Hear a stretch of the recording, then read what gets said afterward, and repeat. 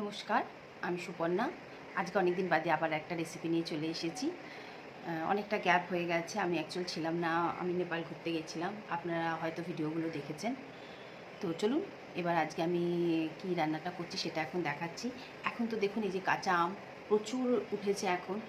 কোথাও হয়তো দাম বেশি আছে, কোথাও হয়তো দামটা কম আছে। তো এই আম দিয়ে আজকে আমি আপনাদেরকে একদম ইনস্ট্যান্ট আচার বানিয়ে দেখাবো।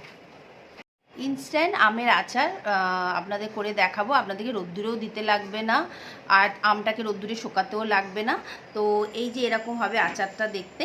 তো আপনারা যদি এইভাবেই সুন্দর একটা আচার বানানো আপনারা যদি দেখতে চান, তাহলে অবশ্যই পুরো ভিডিওটা দেখুন। তাহলে পুরো আপনারা এইভাবে সুন্দর একটা আমের আচার বানিয়ে নিতে পারবেন। তো চলুন, এখন আমি কিভাবে আমের আচারটা বানাচ্ছি ওটা এখন আপনাদেরকে দেখাচ্ছি। কাঁচা আমের ইনস্ট্যান্ট আচার আজকে আমি আপনাদেরকে বানিয়ে দেখাবো। এর জন্য আমি 1 কেজি আম নিয়ে নিয়েছি। 1 কেজি আমগুলোর খোসা ছাড়াবার কোনো দরকার নেই। ভালো করে আগে জল দিয়ে ধুয়ে নেব। তারপরে এই খোসা সমেতই আমি আমগুলোকে চৌকো চৌকো করে কেটে নেব। রেখে দেবেন, তাহলে কী হবে, একদমই জল থাকবে না। কারণ আচারে যদি একটু জল চলে যায় তাহলে কিন্তু আচারটা বেশি দিন রাখা যাবে না। সেই জন্য আমি কিন্তু একদম শুকনো করে রেখেছি। দরকার লাগলে কিচেন টাওয়াল দিয়ে আপনারা এগুলোকে একটু পুছে নেবেন। এই যে আমটা এখন টুকরো করে রেখেছি, এখানে আমি অল্প করে দেখুন আদা নিয়ে নিয়েছি, অল্প করে লাল লঙ্কা কাঁচা লঙ্কা নিয়ে নিয়েছি, আর একটু রসুন দিয়ে দিয়েছি। এই আমের সাথেই এখন এগুলো আমি মিক্সির মধ্যে একটা মানে আধ কাঁচা মতো হয় না, যেমন চপারে করলে যেমন করি ওই ওটার দ্বারা থাকবে আমটা। এখন আমি মিক্সিতে ওটাকে চপ করে এনে আপনাদের দেখাচ্ছি। এইভাবে মানে সবকটা দেখুন একদম পেস্ট হয়ে যায়নি, কিন্তু কিছু কিছু টুকরোও আছে। এইভাবে আমি পুরো সব কিছু একসাথে ভালোভাবে মিক্সিতে পেস্ট করে নিয়েছি।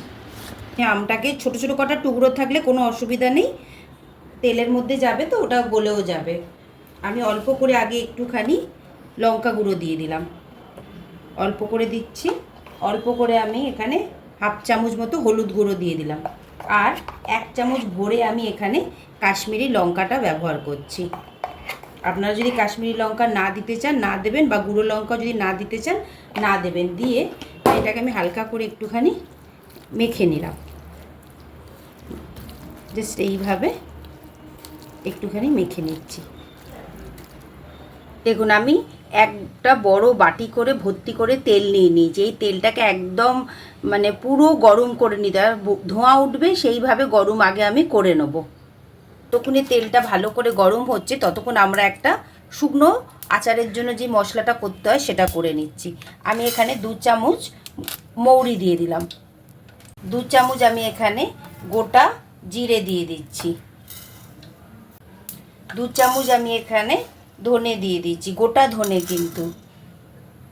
1 চামচ আমি এখানে হলুদ সর্ষে দিচ্ছি, 2 চামচ আমি এখানে কালো সর্ষেটা দিয়ে দিচ্ছি। আচারে সর্ষেটা খুব ভালো আমের আচারে টেস্ট হয়, সেই জন্য একটু বেশি দিলাম। 1 চামচ আমি জোয়ান দিয়ে দিলাম, 7-8টা শুকনো লঙ্কা দিয়ে দিলাম, অল্প একটুখানি মেথির দানা দিয়ে দিলাম। গ্যাসটাকে অন করে নিয়েছি, এটাকে হালকা করে ভাজবো, এটাকে কিন্তু পুড়িয়ে দেবো না, জাস্ট একটা হালকা করে ভেজে এই মশলাটাকে আমি ঠান্ডা করে মিক্সিতে এটাকে একটা গুঁড়ো করে নেবো। কিছুটা হিং মিশিয়ে দিচ্ছি।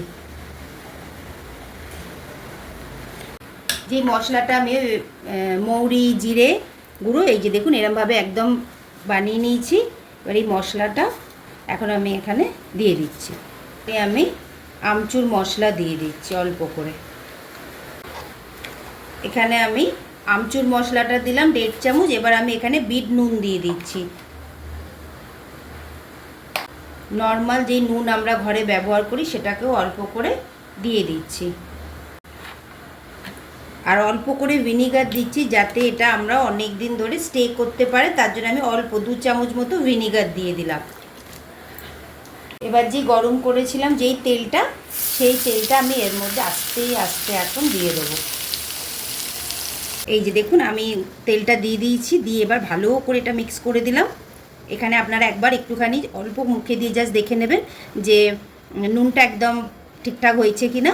আর এটাকে ভালো করে মিক্স করে দিচ্ছি। দিয়ে এটাকে আপনারা যে কোনো কাচের জার বা প্লাস্টিকের বয়াম যে কোনো কিছুতে রাখতে পারবেন, এটা অনেক দিন থাকবে। রোদ্দুরে দেওয়ার কোনো ব্যাপার নেই, যদি মনে হয় তাহলে আপনারা দিতেও পারেন, নাও দিতে পারেন। এটা আপনারা ভাত দিয়ে খেতে পারবেন, পরোটা দিয়ে খেতে পারবেন, বা শুধু রুটি দিয়েও খেতে পারবেন। সব কিছু দিয়েই আচারটা খেতে খুবই ভালো হয়। অবশ্যই আপনারা একবার বাড়িতে ট্রাই করবেন। এর আচার তো রেডি হয়ে গেল। আপনাদের যদি আমার এই ভিডিওটা ভালো লাগে তাহলে অবশ্যই লাইক করবেন, কমেন্ট করবেন, চ্যানেলটাকে সাবস্ক্রাইব করবেন। আর আপনারা যদি ফেসবুক থেকে দেখেন তো প্লিজ আপনারা একটু লাইক করবেন। আপনারা অনেকে দেখেন কিন্তু লাইক করেন না বা কমেন্টও করেন না। তো যারা যারা এই ভিডিওটা দেখবেন তারা একটু প্লিজ লাইক করবেন, কমেন্ট করবেন, আমার ভালো লাগবে। আর আচারটা কেমন লাগলো, টেস্ট তো খুব ভালো হয়েছে। আপনারা বাড়িতে অবশ্যই বানাবেন আর আমাকে বলবেন যে কেমন হলো টেস্টটা। আমের আচার তো রেডি হয়ে গেল। আমি একটু ক্যামেরাটা নিচু করে আপনাদের দেখাচ্ছি।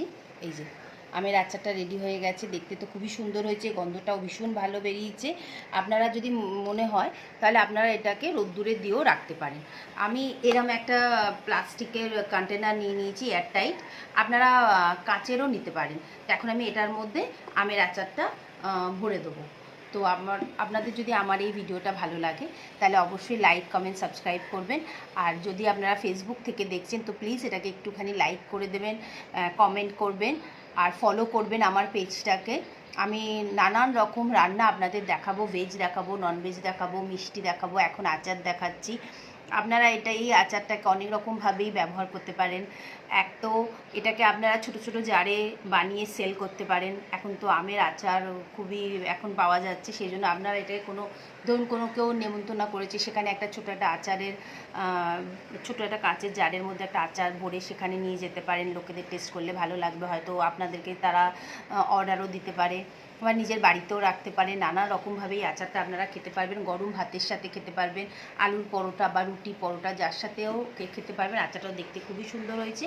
তাহলে আমার চ্যানেলটাকে সাবস্ক্রাইব করবেন, লাইক করবেন, কমেন্ট করবেন। আবার আরেকটা নতুন রেসিপির সাথে খুব তাড়াতাড়ি দেখা হবে।